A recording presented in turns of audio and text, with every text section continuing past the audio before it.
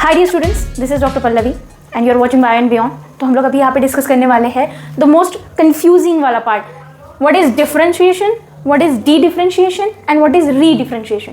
तो बहुत सिमिलर नाम लगता है, ऐसा लगता है कि एग्जैक्टली है क्या कहना क्या चाहते हो भाई।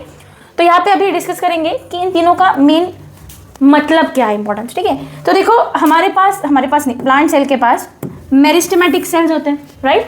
मेरिस्टेमेटिक सेल्स का काम क्या है? डिवाइड होना और नए सेल फॉर्म करना। सो मैक्सिमम ग्रोथ जो प्लांट्स में हो रही है, growth in plant is due to this meristematic cell. They divides, they continuously divides, right. अब हुआ क्या कि मेरिस्टेमेटिक सेल डिवाइड होके एक पॉइंट पे कुछ सेल उनमें से जो रिगेन करते हैं उन्हीं की capacity to divide. Meristematic cell plasmatic growth के थ्रू, यहाँ पे हम लोग लिखेंगे प्लाज्मेटिक सेल, प्लाज्मेटिक ग्रोथ। ये आपका चार्ट एनसीईआरटी में बहुत अच्छे से दिया है। तो प्लाज्मेटिक ग्रोथ के थ्रू कुछ सेल्स वापस अपनी सेल डिवीजन की कैपेसिटी जो है वो रिगेन कर लेते हैं और वो अपने आप डिवाइड होते रहते हैं। तो ये मेरिस्टेमेटिक है।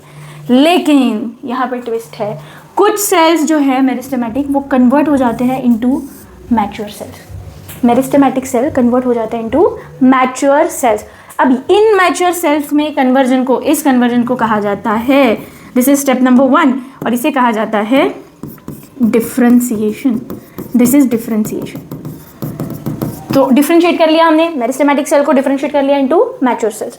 अब क्या होता है, मैच्योर सेल्स कभी कभी, यहाँ पे बीच में मैंने ये पार्टीशन डाला है, मैच्योर सेल्स कभी कभी अपना सेल डिवीजन की जो प्रॉपर्टी है वो खो बैठते हैं। ठीक है, तो उनकी प्रॉपर्टी चली गई है वो सेल डिवीजन वाली।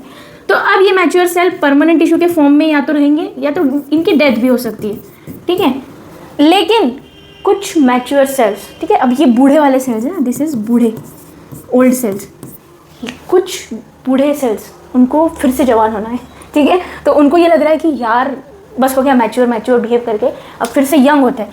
तो कुछ mature cells regain their capacity of cell division, और जब वो रिगेन करते हैं तब वो बन सकते हैं वापस मेरिस्टेमेटिक, मतलब फिर से वो सेल डिवीजन में आ सकते हैं।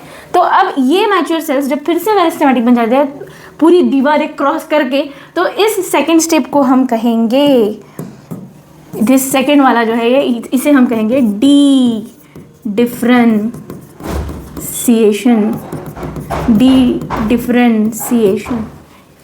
Okay, so this is dedifferentiation. Differentiation मतलब meristematic to mature, dedifferentiation मतलब फिर से बुढ़े से जवान। तो जवान से बुढ़ा इज डिफरेंशिएशन एंड बुढ़े से जवान इज डी डिफरेंशिएशन। अब क्या हुआ, अब फिर से ट्विस्ट आने वाला है। अच्छे खासे मैच्योर बने थे ना तुम लोग, तो वापस क्यों मेरिस्टेमेटिक बने? अब मेरिस्टेमेटिक बने ना, इनको फिर से मैच्योर होना है। तो maturation of dedifferentiated cell, maturation, ध्यान से सुनो, maturation of dedifferentiated cell, ये जो सेल्स है जो कि डी डिफरेंशिएट हुए हैं, इनका जब वापस होगा मैच्योरेशन, तब मतलब इसे हम बोल सकते हैं डिफरेंशिएशन ऑफ डी डिफरेंशिएशन। वाह, ठीक है। तो इसे मेरिस्टेमेटिक से जब फिर से मैच्योर, मतलब अब जब यंग बने थे, बुढ़े लोग जब यंग बने थे, तब यंग से फिर से बनने वाले हो बुढ़े। तो अब यहाँ पे इसे हम कहेंगे थर्ड नंबर वाला अपना री डिफरेंशिएशन। समझ में आया? Differentiation of dedifferentiated cell is called as री differentiation.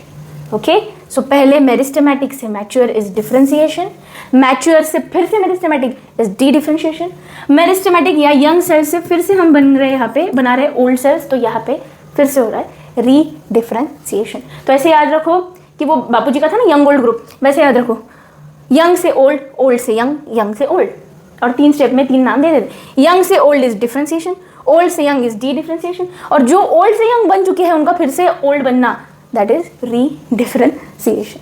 Okay, take care, bye bye.